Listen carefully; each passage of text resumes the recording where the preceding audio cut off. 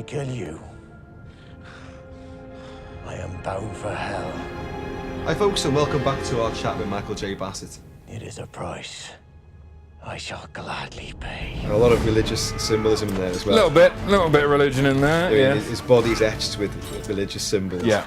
I mean, I think the religious symbolism of Solomon Kane, it comes with the character because the character is a Puritan believer. I mean, he just is. So you can't. I didn't think I could address the character without having lots and lots of religion and the dialogue with God and the sense of him trying to find his position in a universe where he believes God is real and thinks God is speaking to him and there's a purpose he's been given. I thought all of that stuff needed to be addressed, and that's where the character has his internal dialogue. He's genuinely working for God and he's challenging. He genuinely thinks he is. I mean, whether he is Yeah. or not is a debate depending on whether you believe in God, but he does. And he lives in a world and a time when good and evil are real things, and sorcery and magic are real things, and demons and monsters are real things. Now that puts us in the 16th century, but obviously in a slightly different version of the 16th century. And that was a kind of what I wanted to try and get. So the world feels real, but it's a fantasy real. And then yes, we do crucify him, and not your other movie notwithstanding, it felt like the right thing to do to the character, to push him to a point where he basically gives up and then comes back from giving up. And these are important moments in a character's journey. Yeah. So, that was the idea. And there's some people who think it's way too religious, and it's almost proselytizing for religion, which isn't supposed to be, because That's not what I took away from Yeah. No, I just thought it was good fun.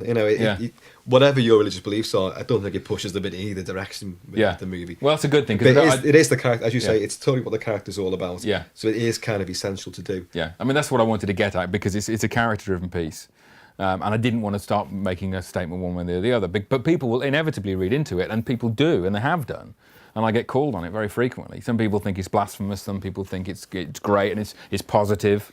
But I sort of sit on the fence and say it's two extremes, isn't it? It is what it is. I want the movie to generate extreme responses. I don't want people to hate it, but it's better that they hate it than just having seen it. Yeah, having seen it. Better that they hate it extremely than just go, eh. Yeah. And that's the worst thing for somebody to say. It's just a bit forgettable, and I don't want that. I want it to be a little bit more memorable for people. But I've had extremes saying it's the best sword and sorcery movie ever made, which it isn't, and it's the worst movie ever made, which it also isn't. So, somewhere between there lies the truth, and it's all about what you bring to the screen when you come and watch it. And of course, you mentioned that there's a potential for a trilogy here. So, are you going to be on board for the next two installments? That's a contract and money thing, I guess, as well. And if Kane makes enough money and is perceived to have an audience that wants more movies, then we'll go and do one. And this would be you making. Well, I mean, it's me in the sense that I definitely want to work with James Purefoy again. I definitely like the character. I have a story idea in my head which borrows much more closely from Robert Howard's original stories. I want to go to Africa and have a big fantasy adventure out there with witch doctors and harpies and zombies and all sorts of fun stuff there. So it'll be, I think, it'll be certainly more sunny, but it'll be more of a But it's going to be the rainy season, isn't it? You're bound to be the rainy season. I may bring a few thunderstorms with me, but it's that sense of having a bigger, sort of more Indiana Jones type adventure, but have that a darker character in the middle of it. So I think that'll be really interesting. But that's a money thing. I've said yes, and if the will is there, well, let's hope so. Yeah, we'll see. What about internet speak about the film? Do you take any credence, or do you listen to the sort of internet people who write about these sort of things? I mean, we work for a forum. Yeah. There's bound to be a lot of people writing positive and negative things about your film. Yeah.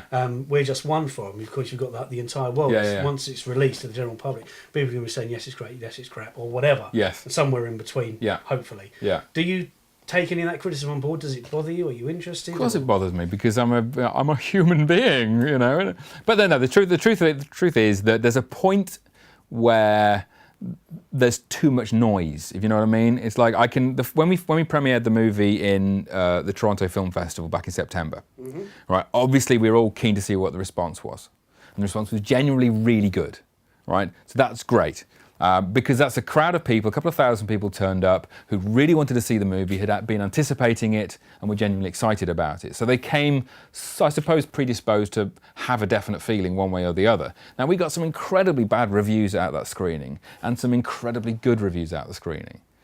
So you saw, and you're doing the interviews the next day with all the journalists, and the publicists come along and say, "Oh, look, the reviews are in." And I'm saying, I don't want to read any reviews, because I'm about to be interviewed by journalists who have just seen the movie and are reviewing it, and I don't want to know whether this guy hates my film.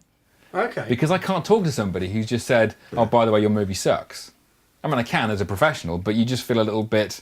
Well, you don't like it. That's a good honest response. Yeah, you don't like my movie, and I don't really want to talk to you about the movie because all I'm doing is just going through the motions. I much prefer somebody coming down. Obviously, I prefer it. Them saying, "Love the movie.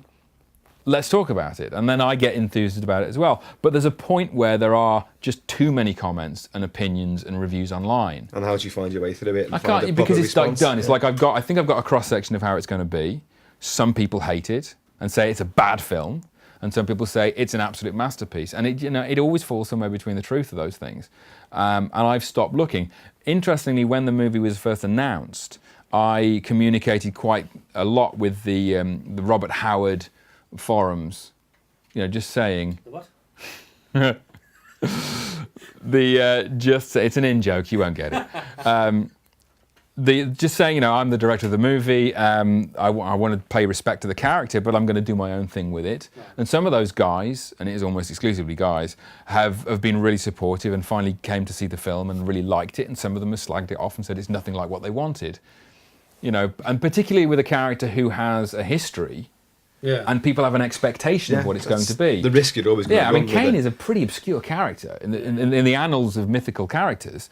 So can you imagine taking on Batman or Spider-Man, where you've got hundreds of thousands of people saying it should be done this way, and you deviate one. Well, they've all bit. gone through it, haven't they? I mean, that's what's going to happen. A massive fan base has its expectations. Yeah, you run the gamut. Absolutely, and you sort of have to take it on board and say, this is what's going to happen. If you're not tough enough to deal with it, don't do the job. But the important thing is you stick to your vision of it. Yes, but at the same time, you do. If somebody makes a point and you kind of go, that's a kind of valid point. I'm not a complete dictator. I'll definitely listen to people. But if it's a good idea in the context of what I want to do, somebody actually had a prop made. Solomon Kane carries this big juju staff, which is right. Yeah. Somebody had one. We made. have been discussing this. We did speak about this in the car driving, not to you. Hang on a minute. Where was the stick? No, certainly. Well, he hasn't been to Africa to get it, and that's the whole next story is about the juju staff, as far as I'm concerned. Yeah. But somebody had one made and sent to me. Right, as a kind of like good luck with the movie. Now, and that's wonderfully generous. My problem is that I haven't made the movie. You may watch the movie and hate it, right? But you got a stick out of it. But I got a stick out of it. But you sort of think, send me something because you like it. Right, okay. But that's well, you know, if you didn't like it, you get a hand grenade. Exactly. Wake up and get you in the night. They send me a broken stick. Yeah. But that's the sort of stuff you deal with, and it's always a bit of a surprise because it's a very insulated world making the movie, and then suddenly you hand it over to the public and they respond how they're going to respond, and that's always the issue. Is you've got to learn to be able to say, this is what it is now, guys. I can't fix it anymore. I'm not being given money to go back and change it. And listen, I watch the movie now and I think, oh yeah, I definitely do that differently.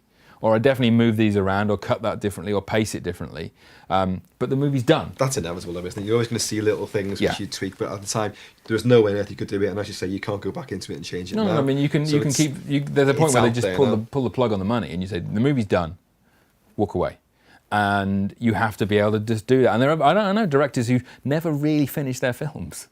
They just don't want to hand them over. I mean, listen, George Lucas keeps fiddling. Yeah, I was going to say. And people slag him off for doing it, but I kind of understand. And I'd love to get all the reels back of my first movie and recut that now, because I know the things I know about pacing. And my first movie was cut in a way that I totally didn't want it to be done, but I hadn't got the backbone and experience to fight my corner enough. Even with Kane, I lost lots of battles, but they're always within a margin of error where you go, okay, I'm going to give this one away in order to preserve this one, and that it's not with fighting. Yeah, it's absolutely it's. As I've got older, I've got a little bit more mellow as well. So I heard something outside. No, my son. There is nothing evil out there. The evil is already here.